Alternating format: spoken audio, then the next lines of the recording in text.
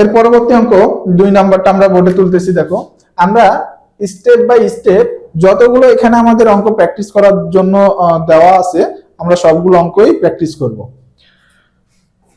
এরপরে দেখো দেওয়া আছে 25,748, 25,748 ভাগ 98। আচ্ছা, তাহলে আমরা ফার্স্টে তুলে নিলাম 98 25,748। আচ্ছা, এখন আমরা তাহলে কয় ঘর দেখবো? প্রথমে 2 ঘর। এটা হচ্ছে 98, 2 ঘর নিলে হচ্ছে আমাদের 25। তাহলে 2 ঘর ভাজ্য নিলে আমাদের ছোট হয়ে যাচ্ছে, আমরা দেখতে পাচ্ছি। তাহলে আমরা কি করব? 3 ঘর পর্যন্ত নিব। তাহলে 3 ঘর যদি নিই তাহলে হচ্ছে 297। 98 অর্থাৎ 100 এর কাছাকাছি। তাহলে 257, তাহলে 98 3 গুণ নিলে আমরা বুঝতে পারতেছি 300 হয়ে যাবে। মানে 98 যেহেতু 100 এর কাছাকাছি, 3 গুণ করলে 300 এর কাছাকাছি হবে। এটা কিন্তু 257, 300 এর কাছাকাছি হচ্ছে না, অর্থাৎ 2 বার যাইতে পারে আমাদের। তাহলে আমরা 2 বার ভাগ দিয়ে দেখব। 2 বার ভাগ দিলে 2 দিয়ে গুণ দিয়ে আমরা আগে 98 2 দিয়ে গুণ দিলে কত আসে আমরা একটু দেখে নিব। 98 গুণন 2, 8 দুগুণ 16, 16 6, হাতে থাকে আমাদের 1, 9 দুগুণ 18, আর হাতের 1 যোগ করলে আমাদের হয় 19। তাহলে আমাদের এখানে 2 দিয়ে গুণ করলে হবে 196। তাহলে আমরা বিয়োগ করব। বিয়োগ করলে এখানে আমাদের কত আসতেছে? 6 আছে, কত হলে 7 পাবো? 1। 9 আছে, উপরে 5, উপরে ছোট সংখ্যা, তাহলে আমাদের 15 হিসাব করতে হবে। তাহলে 9 আছে, কত হলে 15 পাবো? 6। যেহেতু উপরে 15 কল্পনা করে নিছি আমরা, তাহলে নিচের অঙ্কের সাথে আমাদের 1 যোগ হবে। 1 আছে, 1 যোগ করলে 2 হবে, 2 2 0। তাহলে আমাদের অবশিষ্ট থাকতেছে 61। 61 এর মধ্যে আমরা জানি যে 98 দিয়ে ভাগ যাবে না। তাহলে আমাদের উপর থেকে একটা সংখ্যা নামাইতে হবে। আমরা 4 নামালাম। তাহলে এইখানে হচ্ছে আমাদের 614। এখন আমরা 614 এর মধ্যে 98 কতবার যাবে আমরা খুব সহজে কিন্তু বুঝতে পারতেছি। যেহেতু 98 100 এর কাছাকাছি, অর্থাৎ 6 গুণ করলে 600 হবে, 7 গুণ করলে কিন্তু 700 এর কাছাকাছি হবে, এই জন্য 7 বার যাবে না।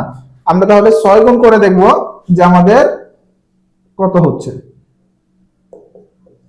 তাহলে 6 টা 48, 48 এর 8 হবে, হাতে থাকে 4, 6 নং 54, আর 4 এ আমাদের 58, অর্থাৎ 588 হচ্ছে। তাহলে আমরা 6 বার দিলাম, 6 বার দিলে আমাদের হচ্ছে 588। এখন আমরা বিয়োগ করব। তাহলে উপরে 4 নিচে 8 আছে, যেহেতু উপরে ছোট সংখ্যা তাহলে আমরা উপরে 14 ধরবো। তাহলে 8 আছে, কত হলে আমরা 14 পাবো? 6। যেহেতু উপরে 14 কল্পনা করছি 4 এর জায়গায়, তাহলে নিচের অঙ্কের সাথে 1 যোগ করতে হবে, অর্থাৎ 8 এর সাথে 1 যোগ করলে 9 হবে। 9 আছে, উপরে 1, আবারও ছোট সংখ্যা, অর্থাৎ 1 এর জায়গায় তার একটা 1 দিয়ে 11 কল্পনা করতে হবে। তাহলে 9 9 আছে, কত হলে 11 পাবো? 2। যেহেতু উপরে 11 কল্পনা করছি, নিচে আবারও 1 যোগ করতে হবে, 5 এর সাথে 1 যোগ করলে 6 হবে। 6 আর 6 0। তাহলে আমাদের অবশিষ্ট পাচ্ছি 26। আমরা জানি 26 এর মধ্যে 98 দিয়ে ভাগ যাবে না, তার মানে উপর থেকে আমাদের আবারও আরেকটা অঙ্ক নামাইতে হবে। পরবর্তী অঙ্ক হচ্ছে আমাদের 8। আচ্ছা, এইখানে হচ্ছে 268। যেহেতু 98 100 এর কাছাকাছি মান, 3 বার নিলে 300 এর কাছাকাছি হবে, তাই আমরা বুঝতে পারতেছি 3 বার যাবে না, 2 বার দেওয়া যাইতে পারে। 2 বার যদি আমরা দিই তাহলে কত হচ্ছে আমরা একটু দিয়ে দেখবো। আমরা কিন্তু 2 বার এর আগেই গুণ দিছি, প্রথমে কিন্তু 2 বার দিয়ে গুণ দিছি, আমরা দেখছি 196। তাহলে আমাদের আর গুণ করার প্রয়োজন নেই, আমরা 196 বসাই দিলাম। আচ্ছা, এবার আমরা বিয়োগ করব। 6 আছে, কত হলে 8 পাওয়া যায়? 2। 9 আছে, উপরে 6, দেখো উপরে ছোট সংখ্যা, তাহলে 16 কল্পনা করব। 9 আছে, কত হলে 16 পাওয়া যায়? 7। যেহেতু উপরে 1 কল্পনা করে নিছি, তাহলে নিচের সংখ্যার সাথে 1 যোগ হবে, নিচের অঙ্কের সাথে 1 এর সাথে 1 যোগ হলে 2, 2 দিয়ে 0। তাহলে এখানে কিন্তু আমাদের ভাগশেষ থাকতেছে। দেখো এখানে আমাদের ভাগশেষ কত থাকতেছে? 72। আমাদের ভাগফল আসতেছে 262। তাহলে আমরা কি লিখবো? যে ভাগফল 262 ও ভাগশেষ